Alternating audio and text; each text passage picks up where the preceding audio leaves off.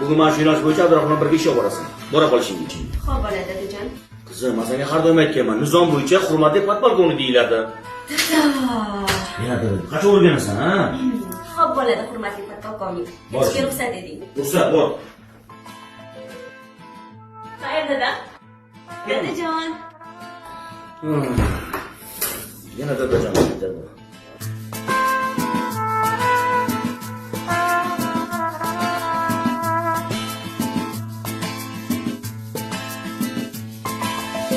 Yulduzlar yarashgan ey milisa qiz, yuragim ham senga chest berar hatto. Qorachadan kelgan ey farishta qiz, seni peshon